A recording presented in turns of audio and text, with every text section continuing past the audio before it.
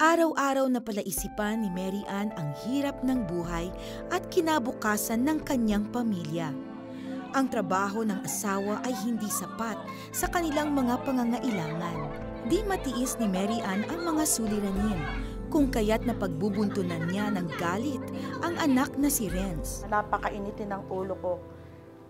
Kunting pagkakamali ng mga anak ko, sumisigaw ako, nagmumura ako. Pag napapagsabihan ko kasi yung anak ko, tahimik siya. So, minsan ayaw ko ng tahimik siya eh. Gusto ko sumagot ka sa akin pag kinakausap kita. Lingid sa kaalaman ni Mary Ann, ang palagian niyang pagmumura at pagsigaw sa anak ay lubos na dinamdam nito. Halos di na niya nakakausap ang anak dahil sa matinding depresyong dulot ng pagkakahiwalay nito sa nobya. Paninita ang lagi niyang natatanggap. Wala akong alam sa pinagdadaanan ng anak ko. Basta tahimik lang siya, di ko alam na may problema siya. Isang hapon, isang banta ang natanggap ni Mary Ann mula sa kaklase ni Renz.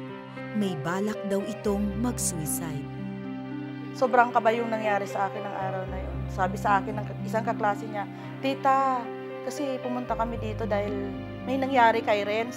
Umabot ang gabi at di pa umuuwi si Renz. Sa gitna ng kanyang matinding pag-aalala, isang palabas ang napanood ni Mary Ann na nag-aanyaya na isuko ang buhay niya sa Panginoong Diyos.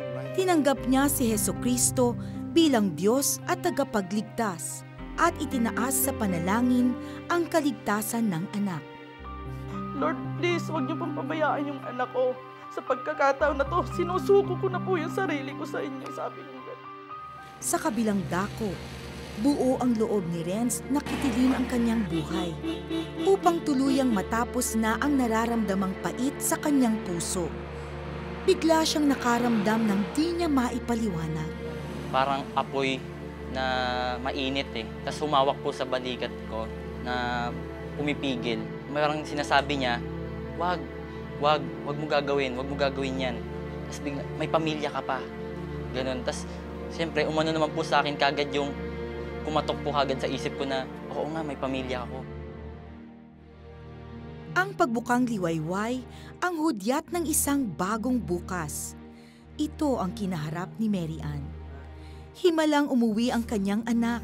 Sinikap ni Mary Ann na muling buuin ang nasira niyang relasyon dito.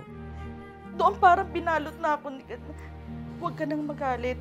Yakapin mo ng pagmamahal yung anak mo. Although mahal ko talaga yung mga anak ko, sabi ko. Pero yung si Renz, nung time na yun talaga siya yung pinagtuunan ko ng pansin. Narealize ko po na may care yung mga magulang ko sa akin. Lalong-lalo na po si Mami at si Daddy.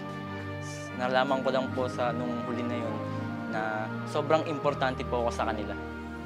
Sa pag-ibig na naranasan ni Mary Ann mula sa Diyos, natutunan niyang ipakita at iparanas ito sa kanyang anak na si Renz. Dahil dito, maging si Renz ay isinuko na rin ang buhay sa Panginoong Diyos.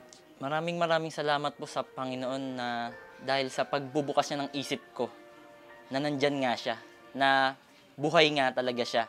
Bagamat proseso ang pagbabagong buhay, sa naranasang pag-ibig mula sa Diyos, hinaharap ngayon ni Mary Ann at anak na si Renz ang bukas ng may pagmamahalan. Pero po nung isinuko ko sa Panginoon yung sarili ko, ang saya. Grabe yung saya ko.